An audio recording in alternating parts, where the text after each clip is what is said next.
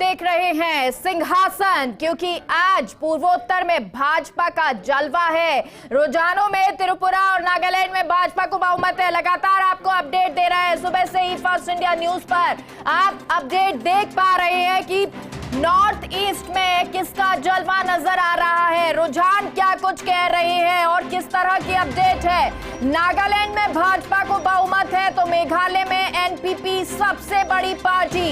मेघालय में टीएमसी और कांग्रेस दूसरे तीसरे नंबर पर हैं। तो मेघालय में जहां टीएमसी और कांग्रेस दूसरे तीसरे नंबर पर है, वहीं त्रिपुरा की बात करें, ये रुझानों की बात कर रहे हैं क्योंकि लगातार रुझान आ रहे हैं और त्रिपुरा में नागालैंड में भाजपा को बहुमत मिलता देख रहा है, क्योंकि लगातार त्रिपुरा में जिस तरह से प्रधानमंत्री मोदी ने रैलियां की हैं, जिस तरह से वो एक्टिव रहे हैं 2014 के बाद से लगातार स्थिति नॉर्थ ईस्ट में भाजपा की उभरती हुई नजर आई है। क्योंकि चाहे पहले वाम हो चाहे फिर वो कांग्रेस हो, पार्टी सत्ता में रही है, लेकिन अब लगातार भाजपा इन सब जगह पर अपनी बढ़त बनाती हुई उभरती हुई पार्टी बनती हुई भाजपा जो त्रिपुरा में लगातार कमाल करती नजर आ रही है। पिछली बार भी कुछ इसी तरह की स्थिति नजर आई थी भाजपा की त्रिपुरा में, और इस बार फिर से क्योंकि मेहनत जमीनी स्तर पर भाजपा ने की है और वो यहाँ पर रंग भी ला रही है। हालांकि और दूसरी पार्टी अगर टीएमसी की बात करें, तृणमूल पार्टी ममता बनर्जी, जिन्होंने लगातार कोशिश ये की कि त्रिपुरा को साधा जाए, वहां पर लोगों से मिलने की कोशिश की, लोगों के बीच में वो गई, मेहनत जरूर की गई है लेकिन शायद वो रंग नहीं लाई है और एक बार फिर से भाजपा को बहुमत मिला है। तो मेघालय की भी बात कर रहे हैं, मेघालय में एनपीपी सबसे बड़ी पार्टी, मेघालय में भी बहुमत हालांकि अभी किसी को नहीं है, लेकिन रुझान की बात कर रहे हैं। रुझान लगातार यहाँ पर आ रहे हैं और इन्हीं रुझानों को आपको बता रहे हैं। एनपीपी अभी सबसे बड़ी पार्टी है जो लगातार अब जैसे जैसे स्थिति साफ होगी, जैसे जैसे और दिन आगे बढ़ेगा वैसे ये स्थिति साफ हो जाएगी, क्योंकि ये वो इलाके हैं जहां पर बहुत ज्यादा आबादी नहीं है, बहुत कम आबादी है। ये वो इलाके हैं जहां पर अगर 1000 लोग भी इकट्ठे हो जाए तो ये बहुत बड़ी बात मानी जाती है, चाहे वो क्रिसमस जैसी चीज हो या दूसरे कोई त्योहार हो। लेकिन अब अगर इस तरह से जब कोई पार्टी या प्रधानमंत्री मोदी पहुंचते हैं, रैलियां करते हैं और वहां पर लोग इकट्ठा होते हैं तो ये बहुत बड़ी बात हो जाती है। हालांकि दूसरी पार्टियों की तरफ से भी कोशिश जरूर की गई है, जो क्षेत्रीय पार्टियां हैं उन्होंने लगातार कोशिश की है और यही यहाँ मेघालय में नजर आ रहा है। मेघालय में टीएमसी और कांग्रेस दूसरे तीसरे नंबर पर नजर आ रही हैं। मेघालय में कोशिश बीजेपी की तरफ से भी जरूर की जा रही थी कि गठबंधन की सरकार एक बार फिर से बनाई जाए, लेकिन शायद अभी वो स्थिति नजर नहीं आ रही है। एनपीपी सबसे बड़ी पार्टी अभी नजर आ रही है। अगर देखिए त्रिपुरा की बात करें तो यहाँ पर अच्छा मतदान हुआ था, नागालैंड और मेघालय में भी।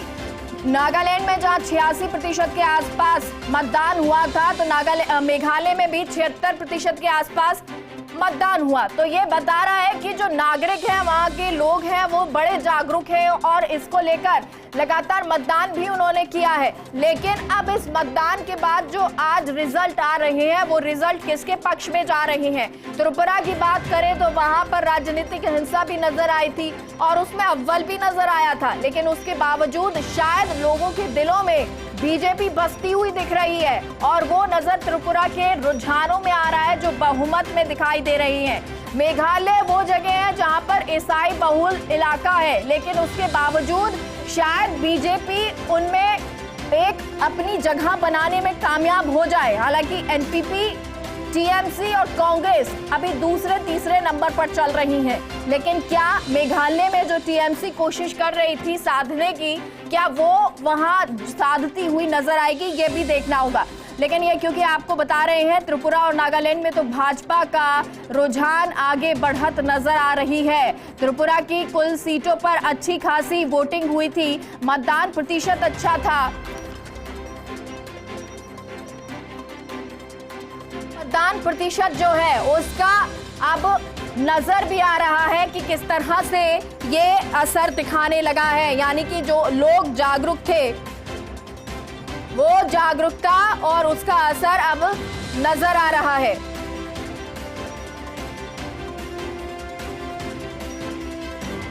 और चलिए, क्योंकि अब हमारे साथ स्टूडियो में हमारे गेस्ट भी जुड़ गए हैं, उनसे भी चर्चा कर लेते हैं। शैलेंद्र गुर्जर जी बीजेपी नेता, नितिन सारस्वत कांग्रेस नेता और भंवर सिंह शेखावत वामदल नेता। सबसे पहले शैलेंद्र जी, नागालैंड हो या त्रिपुरा, वहां पर तो स्थिति बहुत अच्छी आपकी नजर आ रही है। हाँ मेघा जी, बिल्कुल। आप देखिए, भारतीय जनता पार्टी की केंद्र में सरकार है। प्रधानमंत्री नरेंद्र मोदी जी के नेतृत्व में जो काम 9 साल में विकास हुआ है भारत का, राज्यों का, आप देखिए आधारभूत ढांचे को सुदृढ़ करने की बात हो, चाहे बुनियादी सुविधाएं देने की बात हो, सड़क, पानी, बिजली, स्वास्थ्य, शिक्षा, इन सब को देखते हुए, और एक बहुत महत्वपूर्ण बात कि भारत विश्व में एक बहुत बड़ी तेजी से उभरती हुई अर्थव्यवस्था बन रहा है, जो 9 साल भारतीय जनता पार्टी के माननीय प्रधानमंत्री नरेंद्र मोदी जी के नेतृत्व में चल रहे हैं, उसको जनता ने स्वीकार किया है। हमने जनता का मान सम्मान किया है, कार्यकर्ता का मान सम्मान किया है। हमने उनकी समस्याओं का, जो भारत की जनता है उनकी समस्याओं का निदान करने की कोशिश की है। आप देखिए, कांग्रेस पार्टी की सरकारें रही, 55 साल उन्होंने भारत पर शासन किया, और उन्होंने उत्तर पूर्वी जो राज्य हैं, जो हमारे 7 सिस्टर्स कहलाते हैं, उन पे कभी ध्यान नहीं दिया, उनको इग्नोर किया, उनको नेग्लेक्ट किया, ना वो वहां उन्होंने बुनियादी सुविधा। 55 साल फिर भी राज किया कह रहे हैं आप? बिल्कुल, क्योंकि उस समय पार्टियां थी नहीं। 55 साल राज करके क्या हासिल किया? आप देखिए, अंग्रेजों द्वारा बनाई गई कांग्रेस पार्टी, आज उन्होंने क्या हालात करी 55 साल के, अगर आप उनके कार्यकाल को देखें, उनके कालखंड को देखें, और भारतीय जनता पार्टी के 6 साल अटल बिहारी वाजपेयी जी की सरकार को देखें, और अभी वर्तमान में प्रधानमंत्री नरेंद्र मोदी जी की सरकार को देखें, तो आपको डिफरेंस साफ समझ में आएगा। राजनीतिक हिंसा की भी बात कर रही थी, त्रिपुरा इसमें सबसे और आप देखिए रुझान, ये जनता आशीर्वाद दे रही है भारतीय जनता पार्टी को, नरेंद्र मोदी जी की जन कल्याणकारी नीतियों को। आप 55 साल में ना आप शौचालय दे पाए महिलाओं को, मान सम्मान नहीं कर पाए, सुरक्षा नहीं दे पाए, आप बिजली नहीं दे पाए, सड़क, ग्रामों में सड़क नहीं थी, वो भी अटल बिहारी वाजपेयी जी की कल्पना थी, प्रधानमंत्री ग्राम सड़क योजना, जिसको आज हमने 7 लाख किलोमीटर ग्राम सड़कों का निर्माण कर दिया है। राष्ट्रीय राजमार्ग आप नहीं बना पाए थे। उन क्षेत्रों का जो 7 राज्य हैं हमारे, जिनको 7 सिस्टर्स कहा जाता है उत्तर पूर्वी भारत के, उनको आपने इग्नोर कर दिया। उनको भारत में मिलाने का काम, वास्तविक रूप से भारत में मिलाने का काम 2014 के बाद शुरू हुआ है, और लगातार आप देखिए जारी है। और प्रधानमंत्री जी प्रतिबद्ध हैं, भारतीय जनता पार्टी कटिबद्ध है कि वहां के जनता की समस्याओं को सुलझाएंगे, वहां के इंफ्रास्ट्रक्चर को डेवलप करेंगे। वहां हमने शिक्षा पहुंचाने का काम किया, स्वास्थ्य हमने वहां पहुंचाने का काम किया है। जिस हिसाब से आयुष्मान भारत योजना, आप देखिए, स्वास्थ्य में कभी कांग्रेस पार्टी सोच सकती थी? 64,000 करोड़ का हमने इंफ्रास्ट्रक्चर के लिए प्रावधान किया, जो खर्च किया जा रहा है, और हर साल बजट में हम उसमें बढ़ोतरी करते हैं। नितिन जी, लगातार चाहे आप कई 55 साल हो या कई साल हो राज आपने किया है, लेकिन क्या वो वक्त अब बीत गया? जिस तरह से त्रिपुरा के ये रुझान आ रहे हैं, या जिस तरह से नागालैंड के रुझान आ रहे हैं, क्या कह रहे हैं, ये नई मेहनत हुई है?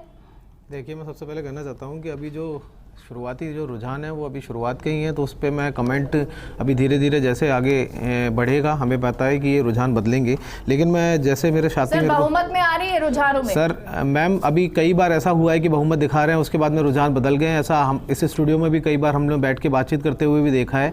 लेकिन मैं सबसे पहले शैलेंद्र जी के बातों का जवाब देना चाहता हूँ कि पहली बार जो ये बता रहे हैं किस तरीके का हुआ है, तो वो आप डेली जो वहाँ की खबरें आती हैं उनसे अंदाज़ा लगा सकते हैं कि किस तरीके से राजनीतिक हिंसा वहाँ बढ़ी है। आपने खुद ने देखा कि हमारे जो प्रभारी थे उन तक पे अटैक किया गया था, तो राजनीतिक हिंसा वहाँ डेली का जो एक डेली रूटीन के अंदर हो गया है। पहली बार ऐसा हुआ कि नॉर्थ ईस्ट के अंदर सरकारों को जो चुनी हुई, जो जिनके ज़्यादा वोट आ रहे हैं उन्हें खरीदा जा रहा है, पार्टी बदलाया जा रहा है, पैसे का लेन देन किया जा रहा है। ये पहली बार वहाँ पे जो लोकतंत्र में, जो डेमोक्रेसी में एक जो जनादेश का अपमान होता है, वो वहाँ पहली बार हुआ है। सड़कों के हाल के लिए आप लोगों ने खुद ने कवरेज की थी कि वहाँ की जनता किस तरीके से त्रस्त है। वहाँ मेन मुद्दे ही सड़कें और उच्च शिक्षा के लिए जो संघर्ष कर रहे हैं वहाँ के लोग वही थे। उसके अलावा पहली बार देखा कि ये जो मौका परस्त राजनीति जो बीजेपी ने शुरू की है, यहाँ बीफ की बात करते हैं और वहाँ कहते हैं कि बीफ खाएंगे तो कोई दिक्कत नहीं होगी।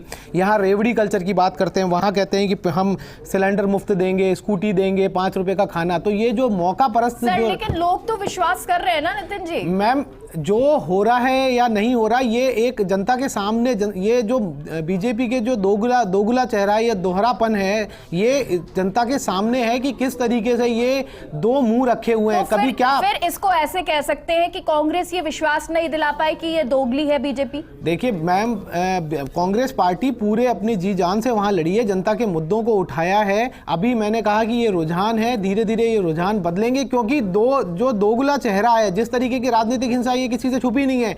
बीफ के लिए जो बयान दिया वो किसी से छुपा हुआ नहीं है। जो वहां पे रेवड़ी बांटने का और ऐलान करने का जो काम, ये दिल्ली में क्या कहते हैं और वहां जाके क्या कहते हैं। जिस तरीके से बीजेपी जहां जहां आदिवासी क्षेत्र में गई है, वहां का जो आंचलिक जो परिवेश है, वहां की जो सांस्कृतिक जो परिवेश है, उसको इसने डैमेज किया है। जिस तरीके से आपने देखा है त्रिपुरा के अंदर 8 महीने पहले इन्हें मुख्यमंत्री बदलना पड़ा है। वहां बलात्कार की घटनाएं बढ़ी हुई हैं, वहां पे हिंसा की घटनाएं बढ़ी हैं। तो ये और जो यहां से कांग्रेस कितनी गई थी? कांग्रेस कितनी गई थी आप त्रिपुरा में बता दीजिए। आपके जो नेता हैं, राष्ट्रीय नेता, कितने पहुंचे थे त्रिपुरा में? देखिए त्रिपुरा के अंदर हमारी जो भी ऊपर से जो स्ट्रेटेजी तय हुई थी, ग्राउंड के जो लीडर थे वो सारे घर घर तक पहुंचे। यहाँ भी जो बड़े बड़े लीडर जिनको बुलाया गया वो सब लोग गए हैं।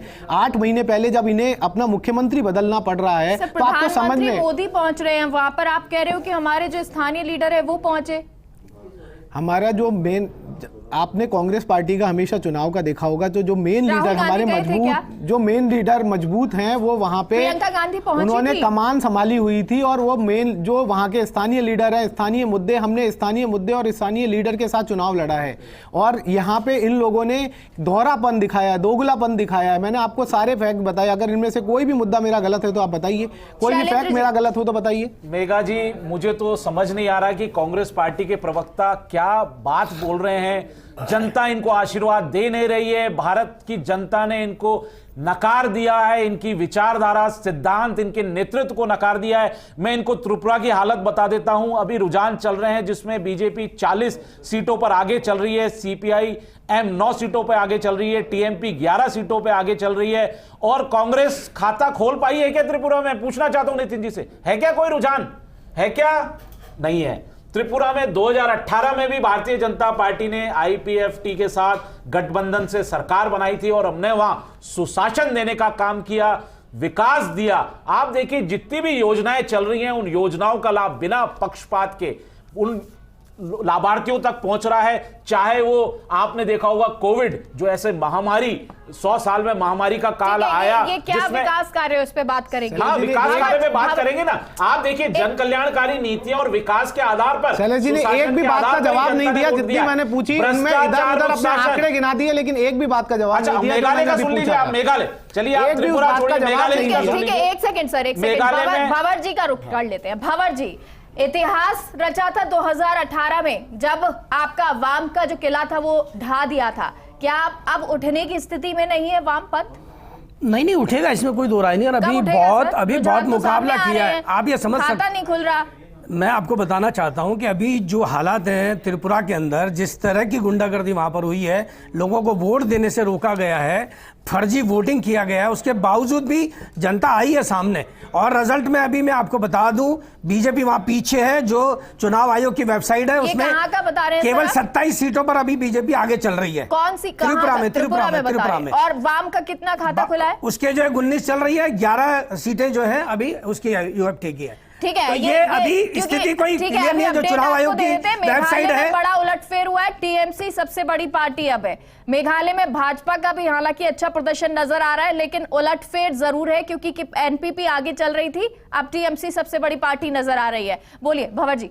नहीं वो ठीक है, उसमें उन्होंने अपना प्रभाव का इस्तेमाल बंगाल से किया है, तो हो सकता है उसको बेनिफिट मिल सकता है। लेकिन मैं कहना चाहूंगा अभी जो सत्ता का दुरुपयोग हो रहा है, अभी आप जो बात करें कि साहब विकास, अभी कल ही आंकड़े आए, हमारा जो मैन्युफैक्चरिंग ग्रोथ है वो 1% घटा है देश में। उससे आप समझ सकते हैं कि लोगों का रोजगार लाखों की संख्या में कम होता है। 1% अगर हमारी ग्रोथ घट जाती है, उसी से लाखों लोगों का रोजगार चला जाता है। देश के अंदर आईटी सेक्टर में रोजगार जा रहे हैं, आज इंडस्ट्रीज के अंदर रोजगार जा रहे हैं, कारखाने बंद हो रहे हैं, केवल वेयर हाउसेस बन रहे हैं। जयपुर में भी आप देखेंगे तो यही हालत बन रही है कि जो मैन्युफैक्चरिंग यूनिट्स है वो बंद हो रही है देश के अंदर। तो विकास तब होता है जब आपका मैन्युफैक्चरिंग सेक्टर बढ़े। अभी केवल लाज रखी है 4.4% में किसानों ने, उन्होंने थोड़ा सा अच्छा काम किया है, खेती के अंदर फसल है, बाकी देश का विकास किसमें? अभी इन्होंने मनरेगा के अंदर बजट कम किया। क्यों जता रही है? मैं मतलब जनता का विश्वास क्यों नजर आ रहा है? त्रिपुरा में देख लीजिए, नागालैंड में देख लीजिए, भाजपा में जनता का विश्वास नहीं है। जनता ये सत्ता का दुरुपयोग कर रही है भारतीय जनता पार्टी। आप देख रहे हैं एक गृह मंत्री आशीर्वाद दे रही है, ये किस तरह की बात कर रहे हैं? हमने सुन ली। अभी आप गृह मंत्री जो है देखिए, वहां के अधिकारियों से बैठक करते हैं त्रिपुरा के से, आज चुनाव आयोग के अधिकारियों से बैठक करते हैं। जनता पार्टी गठबंधन में थी, क्या आप देखिए बीजेपी 17 सीटों पर आगे चल रही है, एनडीपीपी 33 सीटों पे आगे चल रही है। तो जनता ने तमाम सरकारी सरकारें थी उन पर मोहर लगाने का काम किया। दिल्ली के उप मुख्यमंत्री को जेल में डाला इन्होंने। ठीक है, आज नितिन जी, सत्ता का जिस तरह से भारतीय जनता पार्टी पूरे देश में दुरुपयोग कर रही है, आने वाले में इनको भी भुगतने पड़ेंगे। ठीक है, क्योंकि जैसे बीज बोले रुझान लगातार सामने आ रहे हैं, स्थिति और साफ हो जाएगी। हालांकि जो रुझान कह रहे हैं बहुमत में जो आगे चल रहे हैं, उस हिसाब से यहाँ पर चर्चा जरूर हम कर रहे हैं और सवाल भी उठना लाजमी हो जाते हैं। नितिन जी, क्या कांग्रेस पार्टी, मेघालय की बात कर लेते हैं क्योंकि वहां तो आपके जो राष्ट्रीय नेता हैं वो पहुंचे थे, क्या वहां पर भी जनता में ये विश्वास कांग्रेस नहीं जता पाई कि हम साथ हैं? या जो बीफ की बात आप करते हैं कि दोगली बात है, उस दोगली बात को आप जनता में विश्वास नहीं दिला पाए कि उत्तर भारत में कुछ कहते हैं, नॉर्थ ईस्ट में आके भाजपा कुछ और कहती है? देखिए, मैंने अभी शैलेंद्र जी से कई सारे सवाल किए, उन्होंने एक भी बात का जवाब नहीं दिया, बस कि हम विकास कर रहे हैं। विकास किसका कर रहे हैं? अडानी जी का कर रहे हैं। ये पूरी बात नहीं बताते हैं कि विकास किसका कर रहे हैं। अडानी जी का विकास कर रहे हैं। एक भी भाजपा का प्रवक्ता अडानी को 609 से 2 पे चले गए ये बताने के लिए तैयार नहीं है। क्यों मैन्युफैक्चरिंग इंडस्ट्री की ग्रोथ गिर रही है ये बताने के लिए तैयार नहीं है। कल ही 50 रुपए घरेलू गैस सिलेंडर पे, 350 रुपए कमर्शियल गैस सिलेंडर पे बढ़ गए, 410 से ये 1110 पे लिया है, इस पे बोलने के लिए तैयार नहीं है। मैंने बोला ये बात कर रहे हैं, ये बीफ के लिए एक बार भी नहीं बोले कि वहां पे अलाउ है, यहाँ अलाउ नहीं है। ये बात बोलने के लिए तैयार नहीं है। वहां पर जो उसको खाएंगे ये त्रिपुरा में, यहाँ ये रेवड़ी करने के लिए बोलते हैं कि ये रेवड़ी है, और वहां पे जब बोल के आते हैं तो, क्योंकि यहाँ पे पूरा सिस्टम 2 आदमियों की सरकार चल रही है, 2 लोगों के लिए काम करी है। तो बेचारे शैलेंद्र जी तो सुबह आते हैं, इनको तो आके 4-5 बातें इधर बोल के घर चले जाना है। अगर ये भी नहीं बोलेंगे तो इनकी ये भी नौकरी चली जाएगी। ये तो अपनी नौकरी कर रहे हैं, तो इनके लिए मेरी पूरी वो है, सिंपैथी है। दिक्कत यह है कि इन्होंने जिस तरीके से, मैंने आपको बताया, जिस तरीके से प्रचंड लेवल पर सत्ता का जो दुरुपयोग किया है, मैंने बोला ना नॉर्थ ईस्ट में ये पहली बार हो रहा है। वहां के आपको 8 महीने पहले मुख्यमंत्री बदलना पड़ रहा है। अगर बहुत अच्छा काम कर रहे थे तो क्या जरूरत थी 8 महीने पहले मुख्यमंत्री मुख्यमंत्री जो जो राजस्थान डूब गया, कानून व्यवस्था लचर हो गई, भ्रष्टाचार चरम पर है, महिलाओं को आप सुरक्षा नहीं दे पाए, युवाओं को रोजगार नहीं दे पाए, किसानों का माफ नहीं कर पाए, अशोक गहलोत जी को हटा पाएंगे। ये सिर्फ दिखाने की है, आपको जनता ने निगलेक्ट कर दिया है। 10 लाख नौकरियों का पहली बार घोषणा की, अभी 1 लाख दी है, साल पूरा होने वाला है। 10 लाख नौकरियों की घोषणा, 16 करोड़ 18 करोड़ की तो ये बात भी नहीं करते हैं। मेघा जी, मैं इनसे पूछना चाहता हूं, एक समय आता है जब आदमी सत्ता का दुरुपयोग करता है, कांग्रेस पार्टी हर बुरी चीज का शासन था नॉर्थ ईस्ट में, कांग्रेस पार्टी खत्म हो गई नॉर्थ ईस्ट से, वो दुख नहीं हो रहा है इनको, उस पर चिंता नहीं कर रही है कांग्रेस पार्टी। सीपीएम ने वहां जो आतंक मचा रखा था, सीपीएम खत्म हो रही है, बंगाल से सीपीएम खत्म हो गई, कम्युनिस्ट पार्टी खत्म हो रही है, कांग्रेस पार्टी खत्म हो रही है, इस पर चिंता नहीं कर रहे। भारत की इनको चिंता नहीं है, भारत की जनता को, पूर्वी राज्यों की चिंता नहीं है। आप रुझान देखिए, आंकड़े देखिए, ये आंकड़े क्या कहते हैं। नितिन जी, मुद्दे पे भी करेंगे, आपके सवालों का जवाब भी लेंगे। शैलेंद्र जी, जो यहाँ पर रुझान आ रहे हैं, अगर बीजेपी बढ़त में ही रहती है, जीतती है, 2024 के चुनाव पर, लोकसभा चुनाव पर इसका कैसे प्रभाव रहेगा? देखिए, भारतीय जनता पार्टी जनता के बीच में रहती है, जनता के समाधान किस तरह से करने हैं, एक हम एजेंडा लेके चलते हैं। हमारे माननीय प्रधानमंत्री नरेंद्र मोदी जी 24 घंटे में से 18 घंटे काम करते हैं। इनकी नहीं कांग्रेस पार्टी के नेताओं की तरह कि वैकेशन पे चले जाएं, मौज मस्ती करने चले जाएं, विदेशों में चले जाएं। आप देखिए विकास में बताता हूं क्या होता है। आधारभूत ढांचे को सुदृढ़ किया भारतीय जनता पार्टी की नरेंद्र मोदी सरकार ने। 2014 से पहले राष्ट्रीय राजमार्ग 91,000 किलोमीटर थे। 65 साल में भारत में 91,000 किलोमीटर राष्ट्रीय राजमार्गों का निर्माण हुआ था। भारतीय जनता पार्टी ने 9 साल में 65,000 नए किलोमीटर राष्ट्रीय राजमार्गों का निर्माण कर दिया। सर, मैंने कहा विकास की बात कर रहे हैं। विकास का पूछ रहे थे। नहीं, पंजाब ने भी आपने कोशिश की थी, क्या हुआ? आप सुनेंगे नहीं।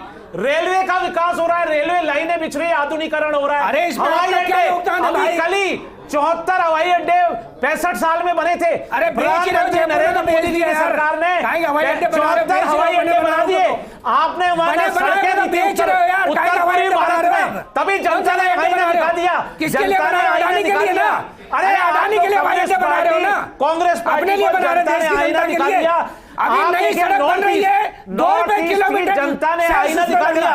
त्रिपुरा में हालात देखिए, बीजेपी नई सड़कों के ऊपर 2 रुपए किलोमीटर शर्म आनी चाहिए। है नहीं, क्योंकि बोलने को कुछ है नहीं, अब बोलने को कुछ है नहीं। अपना समय आए तब बोलिए। एक बार इनसे जवाब लेते हैं, फिर आपसे आपके पास ही आते हैं। देखिए मेघा जी, कांग्रेस पार्टी कम्युनिस्ट पार्टी के पास बोलने को कुछ है नहीं। जनता को शैलेंद्र जी आपको रोकना चाहेंगे।